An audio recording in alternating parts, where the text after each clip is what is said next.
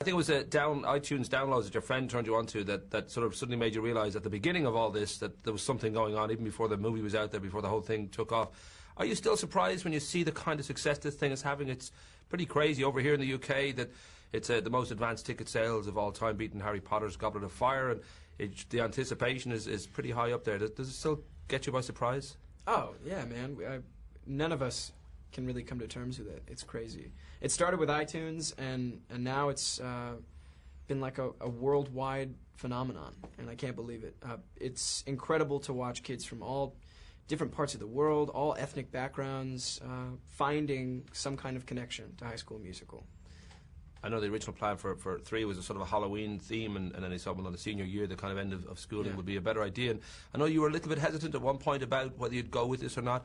Was it a big decision, or was it always sort of in the back of your mind that I really should sort of go one more round at least with this thing? Well, there's always, you know, when you talk about doing a third movie, you just worry about saving the integrity of the first two. And we didn't know in what way the third movie would be approached. When we heard that they wanted to make it for the big screen, that was definitely a plus. And also, the theme wouldn't be Halloween. It was going to be about graduation, which I think is a very real issue. And it also signifies, you know, the transition into adulthood. So I thought that would be a great way to leave, you know, our legacy. Of course, Disney aren't known to let a major successful franchise drop.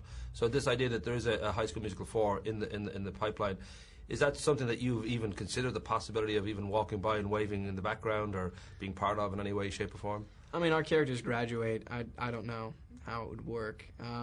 You could all fail and have to repeat the year. Yeah, perhaps. I mean, honestly, there's no one I've talked to High School Musical 4 about more than the press, because no one at all has talked to us directly about the fourth movie.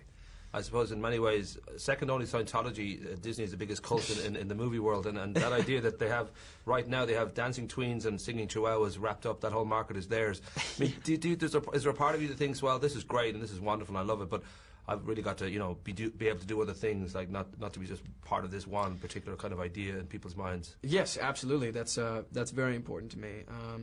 Earlier in the year, before we filmed High School Musical, I was able to do 2 other movies. One's called 17 Again, and that's a family comedy, non-musical. And was it high school? Well, in a way, right. In a way. And then also, I was able to film a movie called Me and Orson Welles, which was directed by Richard Linklater. And that's about Orson Welles and the Mercury Theater Troupe in 1937 putting on their production of Julius Caesar. So that was more of a drama. So I'm already trying to branch out, you know, diversify. I like myself, you're a fitness freak in incredibly good shape. And I don't know whether being Zac Efron right now, because of the attention that you have on you, is a huge amount of work, because, you know, obviously there's obviously a personal decision, I'd like to be in shape, but then you've now got an image that you've got to be aware that people watch you and look to you, and yeah, I don't know whether that's tough.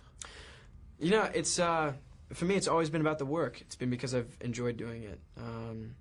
And everything else has been either a pleasant or unpleasant side effect. You know, so I'm just trying to be myself.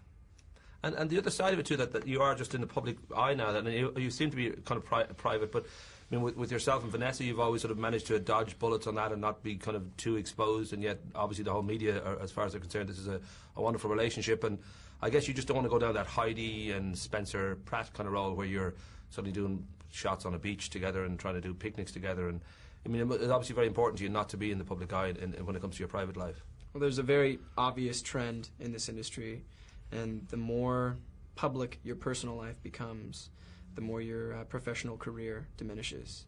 And I don't want to, you know, fall victim to that.